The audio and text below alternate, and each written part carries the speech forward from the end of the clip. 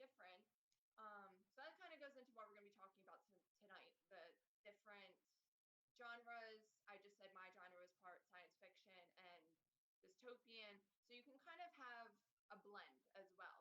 It's not like it has to be so rigid. There's a million different genres, and I feel like it's an ever-growing list. And then within those genres, we also have tropes, so they can get broken down into how you write your genre, and it can just get really really specific. Yeah, I'll let you go on about anything for that. Well, as far as genre goes, that's such a complicated like. I didn't know my genre until I was well into like my editing phase, like even past the writing phase. Like when I got to the actual editing, is when I had to like start buckling down and realizing what am I actually aiming for. And if I were to have like a little bit more hindsight, I guess it would be to know your target audience a little bit better Mm. and to like know what you're aiming for before you go. But if we're talking completely artistic side, I say just go with what you know. I mean, if you have been into sci-fi as a kid and that's what you watch, that's your genre, that's like what you get excited about when you talk to your friends, then go off that. If your thing is romance, like comic books, whatever, just go off that and then worry about it later. No, that's actually a few things too. First of all, question: how did you not know your genre until the editing stage? Because your book, I mean, at least from what I'm reading, it's very science fiction. So of course, I'm reading it after the editing stage, but I feel like your story in and of itself is very science fiction. So how did you not know? Because there's a lot of subgenres within science fiction. So, like, for example, when you start reading the book, and even I myself, just as like being a full, open book about how like the editing and the publication process goes, I'm even realizing myself the way that I put up my genres and my topics on Amazon are off. Hmm. Like I think I put like random like coming of age story in there. I don't know. Like I just like thought it was like it kind of was relevant to like what was happening with the main characters, but even then, it skews like what your actual genre is. Like mine isn't even in science fiction anymore. It's in its own thing of dystopia, which is Okay. which is weird because I would say mine has elements of dystopia, but I wouldn't call it. Again, even now, I'm still like on the fence because there's a whole bunch of elements in there, but I don't know at what point it actually swings. And there's no such thing as just calling your book, a straight science fiction. That doesn't exist anymore. With Right. Amazon, you have to put at least like 8 really specific things. And if you wanted to have like markability and like be able to get like on a top seller list, you wanted to have it as much niche as possible. Right, because then you can appeal to more people. Because someone could say, "Oh, this movie or this book, oh, it's a murder mystery," and someone could be like, "Oh, I'm not big into murder mysteries," and you could be like, "No, no, no," but like there's a whole love romance in between the characters as well, and then that might pique the other person's interest. Like, oh, well, I could like that. So I think it actually kind of comes down to your plot. That might decipher the genre the most. I would say genre and then kind of the accents in your world building. So, for instance, like when you have things like the jump pads, like very super far advanced technology, and it takes place in a different world, like literally somewhere out in space. Like there's a bunch of different elements that make it kind of science fiction, like your world building accents that give it like that texture. But then also your plot, because obviously for murder mysteries, this is just an easy example. If somebody dies and you're trying to figure out who did it, that plot right there kind of covers what the genre is going to be. But then it does get wishy-washy with things like dystopian. Because dystopian has a lot of tropes, kind of like what you were saying, a lot of different things that can happen with it too. And you said that your book might be considered dystopian, whereas my book, the primary, I would say is dystopian, but then it also does have science fiction elements in it too. Um, yeah, I didn't figure out my genre until after I had written it either. So I think you should get your story idea out first, and then you can look back and decide what it most likely falls under, and then go back and rewrite some things to make it fit your genre more clearly. Carolyn brought up a really good point on just like the dynamics of how genres can shift. All right, great example. I'm sure a lot of people have seen that movie Inception, right? Mm. Christopher Nolan, great movie, definitely up there with like science fiction. But there's also a lot of different elements into it. If you were selling that movie to a friend of yours, literally based on how you like the movie, it would be a different genre. If you're a person that was more into the love dynamic between Leo and his wife, then that's a romance to you. If you're more interested on the actual like inception part of them jumping into dreams, you're into the sci-fi. If Right. you're into the actual like them doing the heist, then you're into, you would sell it as a heist movie. I mean, like literally, it takes all those elements, and based on how you want to look at it, just like any great art, you know, I can stand right next to my best friend that I've known my almost my entire life, and we can both look at the Mona Lisa. I can sit back on how like it's gonna be, you know, the personification of humanity and like the way that she smiles and X Y Z, and he's gonna look at it and be like, oh, why isn't she a little more happy, huh? Mm. Huh? She didn't get to the lunch that she wanted. She wanted to go to the other place around the corner, and like, oh, Tragic. it was the whole fight. Oh, is that why? And like, it's just it's perception. I think it's like Yeah. anything that's like about art, which is where it kind of like, I mean, as if you listen to this podcast, you know I'm like a hippie at heart, but a businessman when it comes to like logic. So like, it's hard to like decipher between like knowing what your target audience is and aiming for it specifically, knowing what you're going and just like aiming like a bullet, and then just also writing and be like, hey, listen, I'm also, this is an art. This is the thing I love doing, not just because it brings a paycheck. If I wanted a paycheck, I could do 1,000 other things. I like doing Right. this as a craft. Yeah. No, I wanted to get back to that too when it's like knowing your audience and writing your genre accordingly.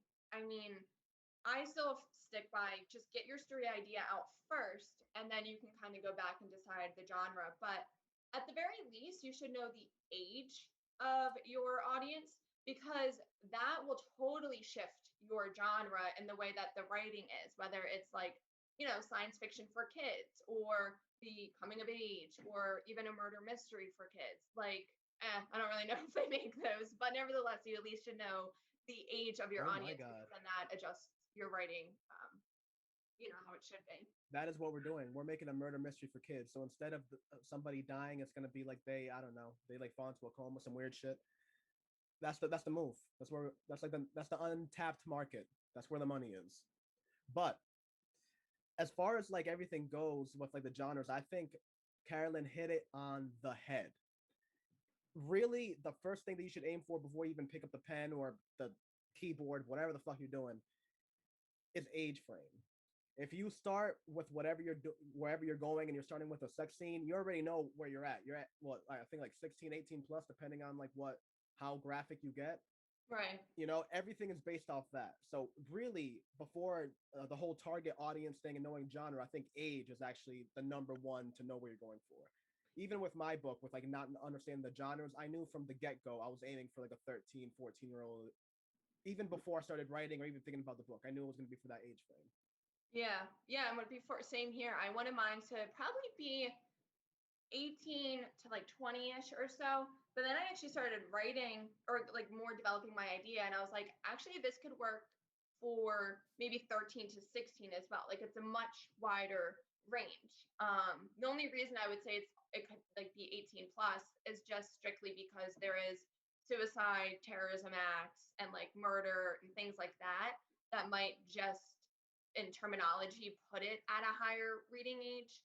Um, but yeah, also just going back to genres, just because I have, murder in my genre, not once did I ever call my book, a murder mystery genre. It primarily definitely is dystopian. And there's just an ever growing list of genres. And you made up a good point too, where it's just kind of maybe stick with writing what you read.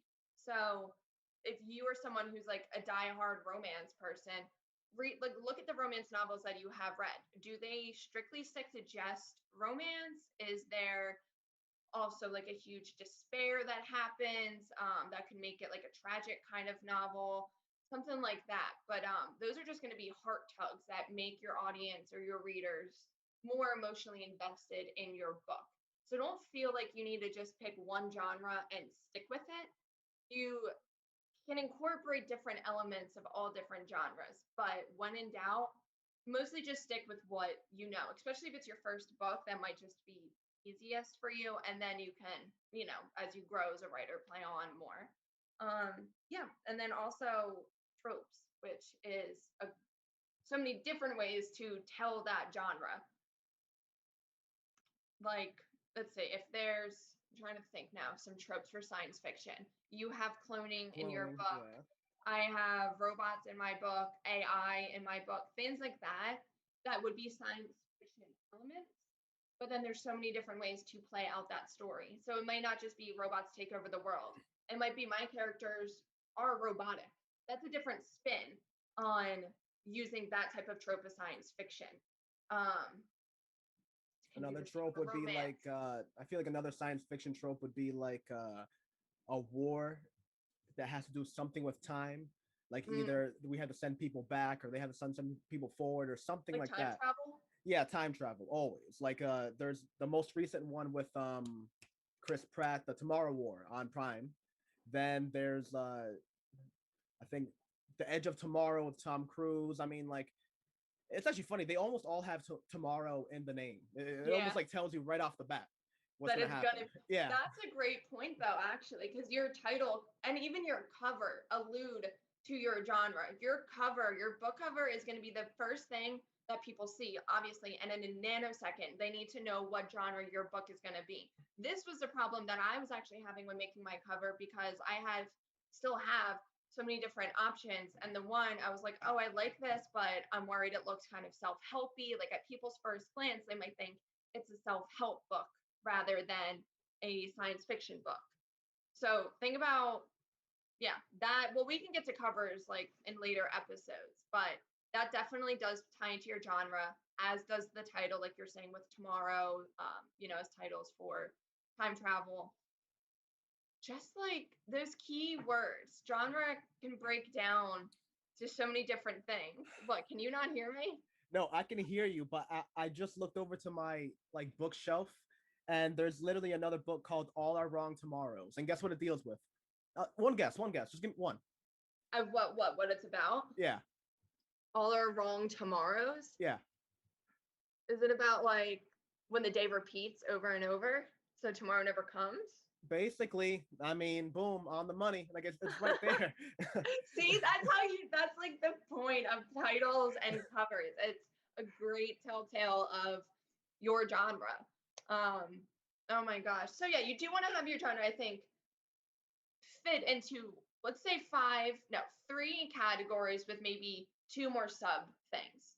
So you could say, oh, Ooh. my genre is a little bit dystopian, sci-fi, futuristic. Maybe those are like your three major What is the genres. difference between sci-fi and futuristic? Maybe there's not. Maybe I was just trying to think like for three tags. Futuristic, yeah, that might automatically just fit into science fiction. That could just be a trope, you know? You don't I really because have I a guess future. science fiction could be like that like steampunk thing, right? So I guess futuristic would be different type of sci-fi from that. I don't even know. Well, That's what I'm I think saying. also Genres in like, itself are like a crazy idea. Like it like yeah. I don't know. It's weird. Like we have to care about it because of marketing. And that's like the main like highlight of the episode is like to understand like what like how to market, but in an artistic sense, it's kind of weird. Because like Yeah, how do you put certain things? I mean, if you were really to just aim on one genre, I feel like it would be kind of boring. Like I feel it like the would be stories, boring. It'd probably be easy, but that's like why it'd be boring. Yeah, that's why it's good to have like those diversities. But you can't be all over. You can't try to say your book. I mean, I guess you could like be like, oh, my book's a science fiction romance. That could actually work. You could like combine two different kind of genres that way. But then it just gets so filled with so many different tropes. I'd be very interested to see how somebody does that. Like that's a very unique genre. It's not one of those stereotypical just murder mystery whodunit type of thing. So that is playing the art with the marketing, like how much you want to make it yours, how much you want to change it, but just know that it's not a common book. And personally, I don't know if that's better or worse for the market. I mean, are people getting over things being super super common, or is that like the traditional safe way because it's proven that people will buy books that are familiar? hmm. It's just like a weird thing, and that's kind of where it just becomes your choice, and it's where you just do it and then you find out and you see. It's not maybe a loss, it's like an experiment. So if anybody is writing something like that or has something that you feel is a weird genre or has so many tropes, reach out to us in the comments or DM us on Instagram or something, because like we could definitely talk about that next episode or when we do like our fun, crazy hat idea where we take all these ideas and pull one out and make a story out of it. But yeah, so I mean, for tropes, I mean, I'll let you give your 2 cents about tropes because I feel like you have a better understanding of the definition than I do. Well, like tropes are an interesting thing because like again, it's one of those things that sometimes you want to really stay on it because of marketing, right? Like if a person goes into, I think Carolyn actually said it the best when I on our very first episode, like she was saying, she posed a question like if you're reading a romance book, should it always end with a beautiful ending or should it end up in like something fucked up? And her answer was like, honestly, from like a writing standpoint, sure, I want the fucked up thing because it's real, but from like a reader standpoint, I want it to always end in a happy ending because that's the reason I'm reading. It's I true. want it to end in like a nice, happy, like the bow gets tied. So Right. that's when you have to kind of stand up, like stand back yourself as like an artist, as an author, as whatever you want to call yourself, and be like, all right, well, am I gonna be, you know, the guy with like the leather hat and the trench coat and smoking a cigarette? Hey, I'm not doing that shit, man. Listen here, right? Or Stereotypical. right, like Lenny Bruce, like back in the '70s. But Right. like, or are you gonna because basically there's two extremes. You can be that guy, or you can just be completely just give them the people what they want. I think the best line is the toe right in the middle of that because Yes. you have to have a gusto to be like to be an artist. You think Stephen King ever slowed down when people gave him shit? He literally just cranked out 3 more books after that. All right, lick a dick. What do you want? What do you want? What do you want? Take this one. Huh? Try this one. Exactly. Right. So and yeah, it is about the experimentation. Honestly, you are the controller of your book, and it's just kind of about how you want it to look, and then also taking in what people would like to read, but then still ultimately writing the book how you want it to be written. And as long as it fits still into your genre, I say go for it. You know, like if you do have a science fiction romance, write that, you know, however that looks to you. And then say maybe a typical thing for that would be, I'm trying to think, like for science fiction and romance. If you write that, what is a trope for science fiction and romance combined? Would it be the alien with the human? That's like maybe a trope, and then it's like far away, like talk about long distance, like far galaxy. ooh. Like maybe that is like a trope that happens in there. So then you can work it so, and then maybe typically they end up together. They find a planet halfway and they inhibit and they become like the new Adam and Eve and they populate that world. So maybe that's how it typically ends. But maybe you want to say, actually, the lover's planet blows up. So, and then take it a whole different kind of way. That's totally up to you because it's not a super popular genre. You have the power to work with that. If you are writing a genre with a very specific trope, you kind of need to follow what everybody else has written. Otherwise, people are going to just point you as the author that sucks and didn't get the memo and be like, I'm disappointed as the reader that, you know, the couple didn't end up together at the end. So don't be a dick to your readers when you're writing your genre. I mean, think about what they want. And unless it's super niche, I would say stick to the common genre. I actually just like Carolyn gave me a phenomenal idea because like I had always thought of it that you kind of stick with like a linear trope and then diverge at the end. But what if you do the reverse? Right? What if half the movie is like you like meeting this alien and then this girl that are completely like seemingly unrelated? And then toward like the middle to the halfway, like right before halfway, a little love connection like develops, and then you go into a love trope. And then you go into like the common like, oh, he's an alien and like in you know an outside world, that whole thing, like they're like loners together, you know, like the typical thing. But you do that towards the end of the movie. You already build up like all this crazy shit, and then you kind of get into like the nicer side of it later on. And even then, I feel like there would be some people that would go like, oh, well, I expected more of the sci-fi bullshit from the beginning, and then you fucked it up with his romance later. Maybe. But that is where, again, that's where the line you toe. I really think that if you do anything well, you can do whatever the fuck you want. Right. And you're not going to please everybody. Even say you do just write a very like stereotypical romance book or murder mystery book. Like you might have then those people who are like, oh, I thought this would be different. But then you're going to have a whole bunch of other people that are like, this is exactly what I wanted. This is exactly what I like to read. So you will not please everybody. I mean, that's just known. But it's fun then once you can learn that you're not going to please everybody, to play around with the genre that you're writing and maybe take from other things or take from other genres that you like and put them in your own book. So it's kind of like a pot of stories, and then it comes into yours, and it can be different. You can keep it classic. Yeah, I would say just research, maybe the marketing aspect for your genre, and see what buyers are most likely interested in. What are their biggest complaints with the genre? See if you can fix it. What are the readers' biggest positives about that genre? Like why they like reading it so much. And then make sure you include that in your genre. So there are certain guidelines that you can follow, and then there's some where you can just play around with. Definitely. Like as far as like tropes go, I think kind of like the most basic structures of things are things that like can't be fucked with.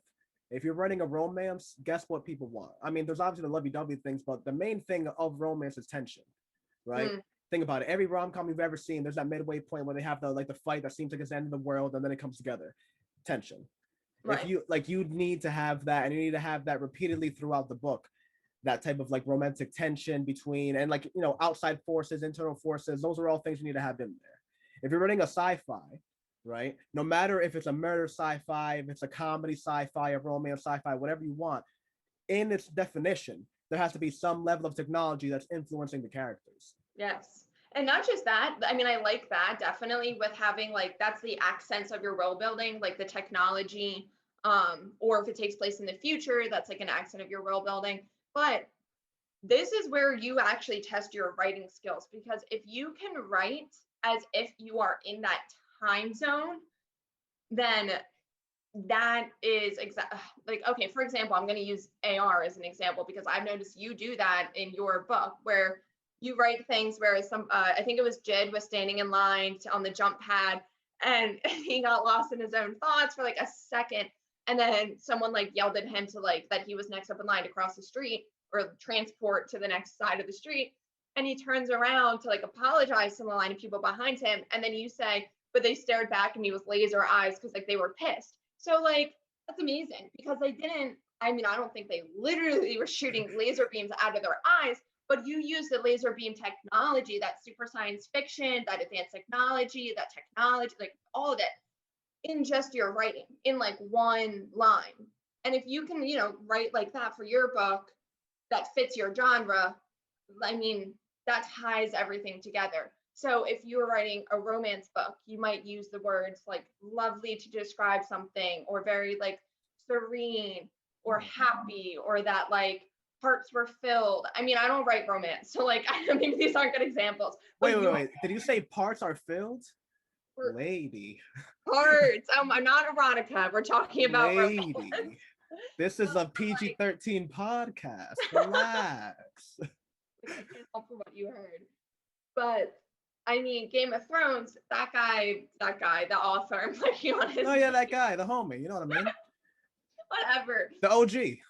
The OG. So when he writes, like when I was reading some of his books, you can just hear the way that he is talking. Like he's, you know, like the grand morning or the morning mist, like specific words. I know I'm not describing this good enough, but specific words that set the tone for the time zone that your book is in. No, I mean, like, you actually are really hitting on like a note that on hand to God, I have not thought about, but it is such an interesting thing to think about. It really is like, again, I've always been on the artistic side. Writing is writing, right? You can do whatever you want, but it really is true. When you're writing a fantasy book set in the fucking 1549, you don't just want the dialogue to be like, oh, good morning, sir. Da, da, da, da. Right. You also want the prose to be, the narration to be of that time frame, the certain words that you're using, the way that you're setting the scene. You know, a person just walking by, me explaining a garden rose is gonna be like, yo, look at that fire ass rose, cuz. That's not gonna say it in the back in the day, right? As I'm like in the low rider, yeah, cuz. But maybe your character can say that, but when it's just like not the talking and it's the descriptions and the other stuff, the other words that make up your genre, yeah, I mean, or make up your book, how you write totally structures then the genre of your book. Like, again, yeah, if it's something super romantic, the descriptions of like the dinner place that the couple's going to have a date at, it's not just like, oh, they went to a dive bar, they showed up, he was a little late but it was fine. It's like he didn't text, he was an asshole, she was pissed. Right. No, it's like the bright lights shined on the bright lights represented my burning love for him, or something like that. You would have and to then they burst, use your words, representing how pissed I was. Yeah, then... or that, depending. So that will definitely make up your genre. So far, genre can be maybe 2 to 3 tags. So like dystopian, science fiction, murder, romance, that would be an interesting one, or comedy, romance, drama. Ooh. Like things like that. So I think 2 tags to your genre, so that you can pull in different artistic values to your genre from multiple genres. Look at what, like, research your genre and what people specifically like about it and what people specifically don't, because then you can play around with how to write it. And then your writing, and not just the way your characters talk, but the writing around the book that makes up the genre. And then tropes, different tropes, add in that seasoning for genres. So if a trope is cloning, like you have, that definitely has like a science kind of element to it. If you're writing, what are some genres? I keep rotating through the like kind of like to elaborate a little bit more on the idea of like trope. So for example, cloning, right? So the trope of cloning isn't just the idea of cloning and what it represents. So you can immediately assume, without even knowing who the author is, like anything about it, if the thing is about clones, you can assume the question is going to be morality of what is life. Because a clone is obviously artificially made life, and as what we know, we're naturally born. No offense to any test tube babies out there that are listening, don't me to me. I will not answer the email. Hannah. Anyway, so it really is a focus. It really is an interesting task altogether, because you have that thing of the immediate question, you know what the trope is going to be, but then you as the author, you manipulate the sandcastle. You manipulate how the stairs go up. Maybe you just skip 2 floors and you go up to the 3rd floor, and then you just like, push the reader down 3 floors. Listen, you do whatever you want. Know what I mean? So everything is based on that. And more importantly, and it's what I want to focus on next week, even though there are like certain guidelines we're throwing out there, I've seen literally everything work. I've interviewed people that stuck to one theme and ran with it, and they're doing great. I know people that literally call their genres kitchen sink genres, because they throw absolutely everything they can into that fucking shit, and they also do it well. Everything goes back onto marketing. What we're talking about is more kind of like, if you're lost in your own train of thought of where your book is going, these things might help you kind of breadcrumb a little bit out there. Because I can tell you from personal experience, when you're in here and you don't know what you're doing, it feels like you're in the fucking water at midnight in the Atlantic with no gear on, and you're fucking floating. These are just little buoys that are going to help you on to the nearest island. That's all we're offering here. We cannot offer you a boat. No. Just a little direction over here. Okay. Just like the light. Yeah. That's it. But yeah, and again, just know the age at the minimum for your audience, because that also will help your writing. Maybe you won't curse or throw the F word every other word as a description in your book if you're trying to write for 12-year-olds. Just the age, again, research, and then write what what you read a lot. That's probably what you're most familiar with, and what you like when you're reading it, and you can kind of apply that to your own book. But don't be afraid to try other things as well. It's really up to you. And then what you said about marketing, how you want it to market. I think doing the typical straight one theme, like one genre with one trope and running with it, I think just that is the most ensured way to has the most marketing value to it. It's the easiest, it's the most because common. You just know what to do. If you're writing a full fantasy, a high fantasy, you know, for your trailer, all you have to do is have somebody like, some model actor doing one of these poses with fire going in the background, somebody's clashing swords, boom, you got a promo right there. Right. People know exactly what's up, they know exactly what genre that is, exactly what they're going to get, and you can deliver that exactly to that T. And people do like what they're comfortable with. As they humans, really do. Most people aren't big on change, so they keep reading what they're used to. And nothing is wrong with that. Reading is, we're talking about fiction here, so it's really just for pleasure. So people can, as long as people are reading, I'm happy. I don't care. I'm glad people are still reading. So, I think that's the safest marketing way to do that. But, as AR brought up, it can be boring. Not to say that your writing is boring or that you're boring because you want to do one theme, one trope. It's totally great. But if you're somebody who like me and AR that have so many different ideas and we wanted to use them all, just know that you can do that, but look at maybe how it's done in other books and what they did and what worked and what didn't, and then apply it to your own. And as long as your writing matches your genre of your book, as long as you're writing, you can make that match your book for your genre, that's huge. That's like my tidbit on that. Yeah, and as far as just like to add a little bit of add on to what Carolyn said before, I was just thinking about it now because when I started writing my book for the very first time, I quite literally had my favorite sci-fi books right next to me, and I was studying how they developed the paragraph, how they used things, and I wasn't even thinking about the actual word usage. I was just thinking about it like from a grammar standpoint, like how do the paragraphs look like, how does the dialogue look like. But then I started just thinking like, imagine if you had a sci-fi out of nowhere, chapter 3, you start a paragraph talking about good morrow. What? Okay. Yeah, that doesn't work.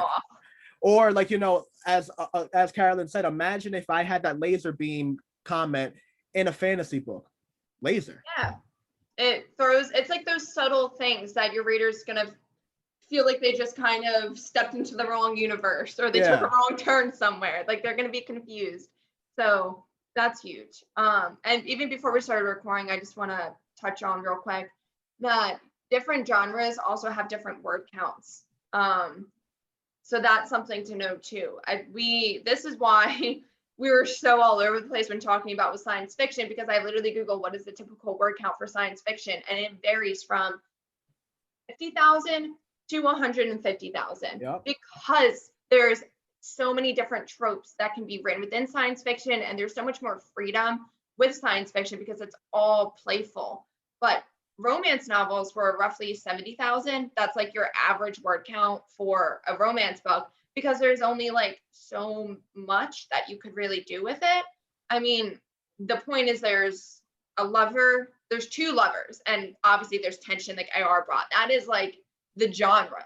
And then maybe like it could be something one moves far away or there's a cheating thing, like different kind of things like that. But typically it's only going to be about 70,000 words. Science fiction is like massive. So that is why there's so much more you could put into it and it would work. But if you're writing romance, know that you don't have as much leeway. So just some other things to consider, that if you're definitely writing science fiction, expect that it's going to be harder. I don't know why we decided to do this, but we did. So that's just something that comes with it, with science fiction writing, that it's much more broad. There's a lot more creativity. There's just a lot more to it. You saw how stressed out she was saying that last part right there? It's because it's true. All right. So much. I am only like okay with it because the book is out. And for the most part, I'm suppressing the other stress, as in like, like I'm not doing the marketing right. Because like I said, I'm literally at that standpoint where I don't know what to go with the marketing. Like, I don't know if I should accentuate the coming of age part of it, even though it kind of like it's like a small but significant section. I don't know if I should accentuate the dystopian aspect. There's 1,000 ways. One of my favorite graphics of the book is a pixel art thing. And one person asked me if it was like, related to like RPGs. And I'm like, damn it. What the hell? You can't win. You can't win.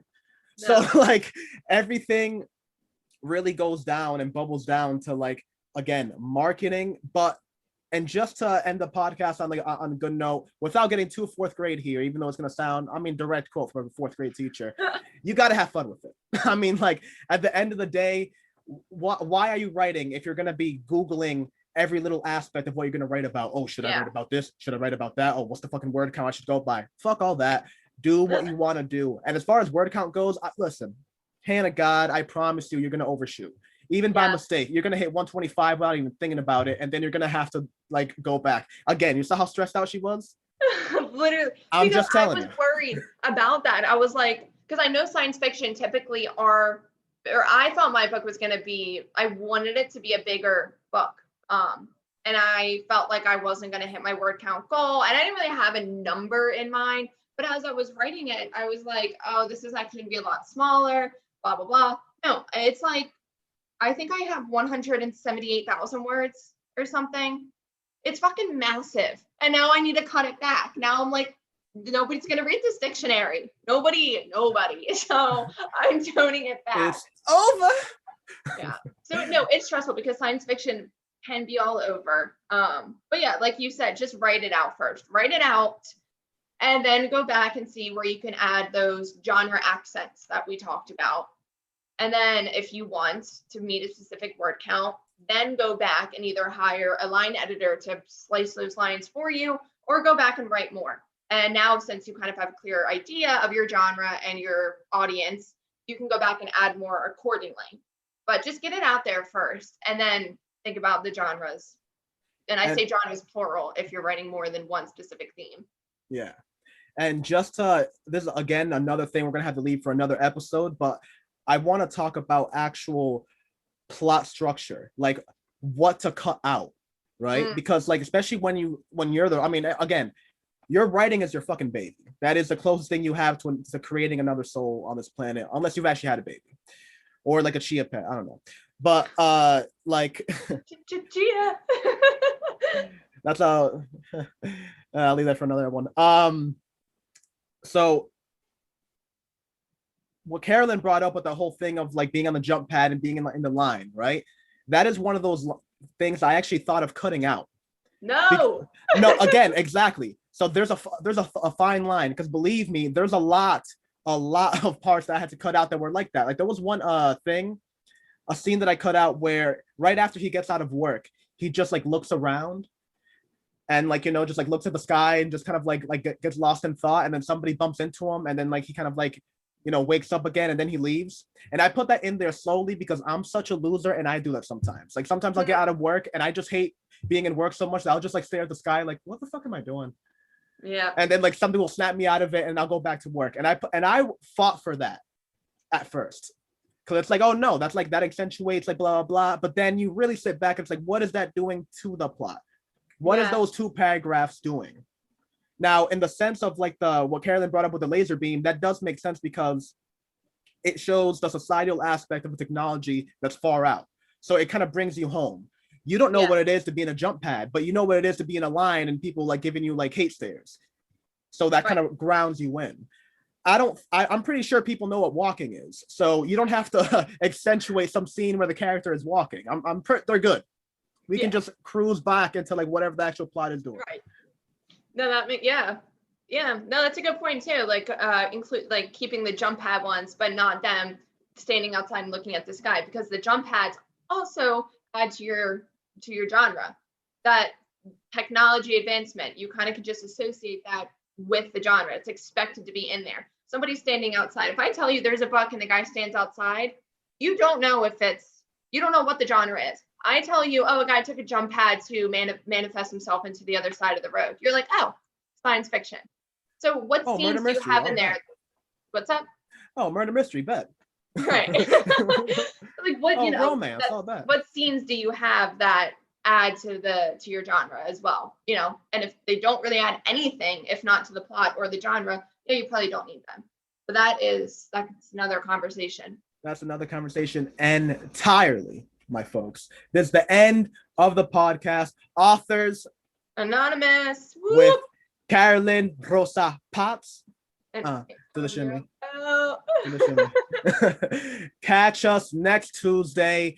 New episode, new clothes. Stella's got a new groove. New socks? Probably not. I like my black ones. And I know. If people watch this on YouTube, I hope you all appreciate my fancy socks. I've been keeping it fresh each and every time. No, they appreciate the awesome shirts though. You know what I'm saying? Carolyn's little loser. No one asked her. Anyway, end of the podcast. Peace out.